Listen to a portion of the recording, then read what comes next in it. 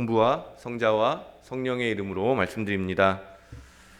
네, 오늘 복음 성경에 나오는 사람, 나병 환자이고 또 사마리아 사람이었던 이 사람은 어떻게 보면 사람들의 혐오를 받는, 차별을 받는 사람들, 그런 사람들을 좀 떠올리게 하는데요.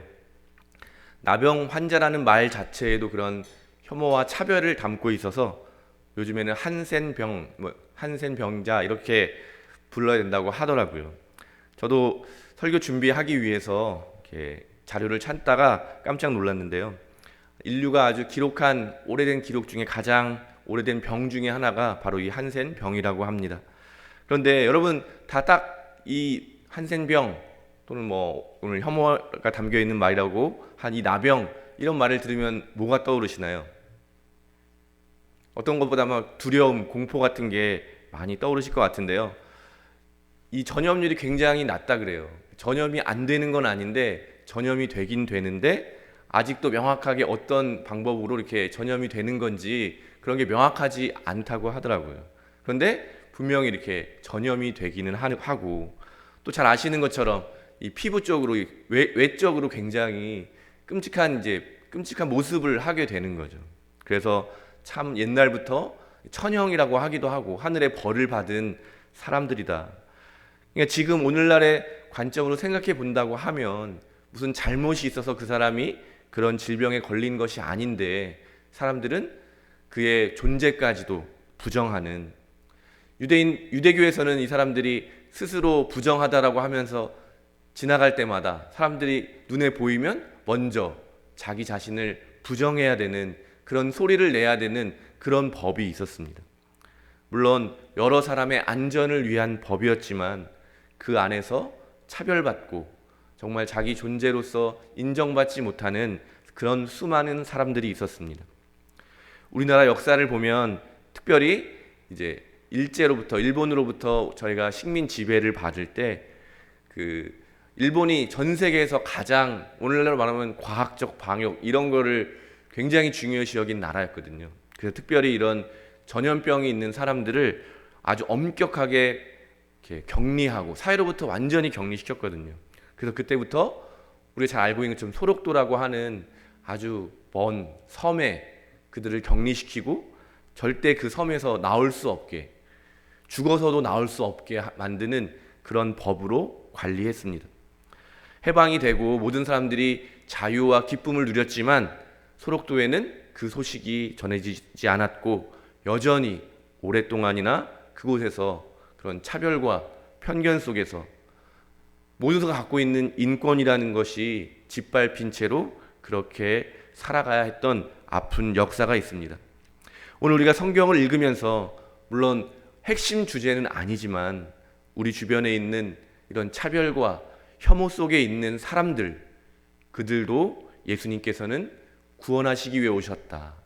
그들에게도 하나님의 구원의 능력, 하나님의 생명이 여전히 이렇게 흘러가고 있다는 것을 우리가 다시 한번 꼭 기억했으면 좋겠습니다. 우리가 함부로 미워하고 함부로 차별하고 저 사람은 안 된다 판단하는 그 사람들도 하나님께서는 사랑하신다는 사실을 여러분 오늘 말씀을 통해서 기억하게 되시기를 바랍니다. 많은 사람들은 그런 사람들을 무시하고 버리고 그냥 쓸모없다고 말했지만 예수님께서는 그런 사람들을 되찾으시고 또 그런 사람들이 왜 그런 사람들을 이렇게 소중히 여기느냐라고 항의하는 사람들에게 나는 이 사람들을 구원하기 위해서 왔다라고 하신 예수님의 말씀을 기억했으면 좋겠습니다. 그리고 무엇보다 정말 아무런 죄도 없이 정말 죽임 당할 이유가 없었지만 그런 사람들의 멸시와 차별 또 저주 속에서 죽어간 우리 주님이신 예수님의 십자가를 생각해 볼 때 우리가 그런 분들을 어떻게 바라보아야 되는지, 여전히 우리 사회에는 이런 차별이 많이 있죠. 특히 우리나라에도 수많은 차별이 있고 특히 여성에 대한 차별, 어린이에 대한 차별. 어떤 분들은 이제 더 이상 그런 게 없는데 왜 그렇게 자꾸 이야기하냐 이렇게 지겹다고 말씀하시는 분들도 있고요. 저도 그렇게 생각할 때가 있었는데요. 그런데 보면 저는 남자이기 때문에 받는 특혜가 많거든요. 그러니까 그런 것들을 잘 모르는 거죠. 그냥 너무 귀하게만 사람들이 대해주니까 잘 몰랐는데요. 우리 안에 있는 여전히 많이 남아있는 그런 차별과 또 이런 혐오들이 하나님의 사랑으로 다시 한번 회복되기를 간절히 바랍니다. 좀 서두가 좀 길었는데요. 오늘 이 나음 받은 사람, 병 고침 받은 사람, 이분이 우리에게 신앙에 참 중요한 것이 무엇인지를 알려주고 있습니다. 오늘 말씀의 이야기를 잘 살펴보면 처음에는 10명의 사람이 예수님에게 도움을 요청했습니다. 다 정말 간절한 마음으로, 하나 되는 마음으로 그렇게 예수님에게 도움을 요청했고, 예수님은 동일하게 그 모든 사람에게 다 치유의 은총을 베풀어 주셨습니다. 그런데 단 한 사람만 돌아와서 감사를 드렸다, 하나님께 찬양을 드렸다, 이렇게 기록하고 있습니다. 그리고 그에게 예수님은 내 믿음이 너를 살렸다라고 하는 말씀을 해주십니다. 그러니까 우리가 생각할 때는 흔히 우리의 인생이 건강하고 별 문제 없고 그냥 살아가는 것이 사는 것이라고 생각할 수 있는데, 예수님께서는 정말로 하나님을 기억하고 하나님을 감사하고 또 하나님께 찬양하는 그런 삶이야말로 진정한 삶이라고 이야기해 주시는 것이고, 또 그것을 실천한 분이 바로 한센병에 걸렸지만 또 사마리아인으로 수많은 사람들에게 생각해 보세요. 그들가 받았을 상처와 그가 정말 감사라는 것을 하기가 얼마나 어려웠겠습니까? 그런데 그가 돌아와서 하나님께 감사와 찬양을 올려드린 그것, 바로 우리가 본받아야 될 그런 신앙의 모습인 것입니다. 오늘 여러분 교회 오시면서 어떤 마음으로 오셨나요? 감사하는 마음으로 오셨을 줄로 믿습니다. 또 우리가 예배를 드리면서 이렇게 하나님의 말씀을 듣고 또 예수님의 몸과 피를 이렇게 우리 안에 모시는 이 행위를 통해서 정말 나의 삶에 행하신 그 많은 일들을 기억하고 감사하는 것이고, 그때 예수님이 오늘 이분에게 해주신 말씀, 너의 믿음이 너를 살렸다라고 하는 그 말씀을 우리가 듣기 위해 이 자리에 온 줄로 믿습니다. 정말 보잘것없고 사람들에게 손가락질 받고 멸시당하고 자기 존재를 스스로 부정할 수밖에 없는 그런 존재였던 우리들에게 생명을 주시고, 정말 우리가 정말 감히 바랄 수 없는 은혜인 것이죠.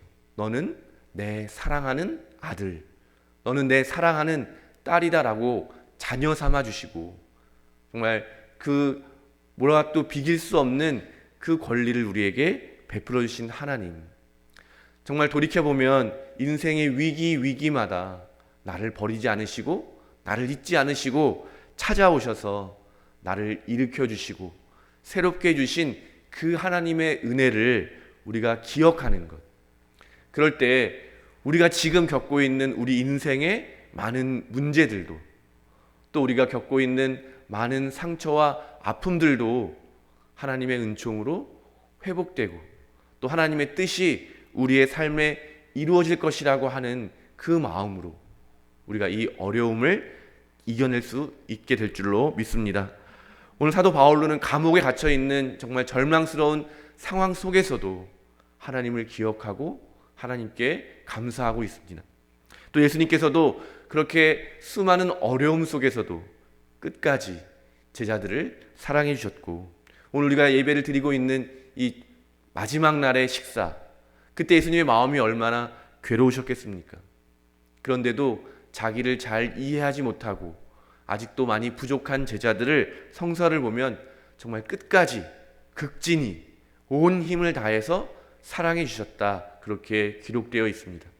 자기를 이해하지 못하고 정말 자기가 가야 되는 십자가의 길을 함께 갈 수 없는 그 제자들임에도 불구하고 예수님은 그들을 사랑해 주셨고, 그 사랑이 결국 제자들도 예수님을 따라서 하나님 나라를 이루어가는 그 복음의 길로 갈 수 있도록 해준 힘이라고 생각합니다. 그러면서 예수님께서는 식사하시면서 감사 기도를 드리시는 거죠. 그렇게 정말 어려운 상황 속에서도 하느님을 기억할 때, 또 하나님께서 하고자 하시는 일들을 분명하게 알게 될 때 우리는 감사할 수 있는 것이죠. 우리의 조건 때문이 아니라 그렇게 살아계신, 그렇게 우리와 함께하고 계시고 우리를 이끌어 가시는 하느님을 바라보게 될 때 우리는 감사할 수 있는 것입니다. 오늘 몸이 깨끗해져서 다시 하나님께 돌아와 찬양과 감사를 드렸던 이 사마리아 사람처럼 우리들도 다시 한번 날마다 주님께로 돌아와서 주님께로 나아가서 찬양과 감사를 드리시는 예배를 드리는, 또 기도하시는 기도의 사람으로 살아가시게 되기를 바랍니다. 여전히 세상은 두려운 곳이고 우리의 인생에는 우리가 감당하기 어려운 여러 가지 많은 일들이 생겨나겠지만, 또 나를 아프게 하는 그런 많은 사람들을 만나며 살아갈 수밖에 없지만, 그럴 때마다 그럼에도 우리가 하나님을 기억하고 감사와 찬양을 올려드리게 될 때 정말 예수님께서 말씀하신 것처럼 길이 보이지 않는 것 같은 그런 캄캄한 어둠 속에서도 우리에게 살아갈 길을 열어주시고 그것들을 넉넉히 이겨낼 힘을 주시는 하나님의 그 능력으로 살아가게 될 줄로 믿습니다. 오늘 예수님께서 하시는 말씀, 이제 일어나서 다시 너의 삶의 자리로 돌아가거라.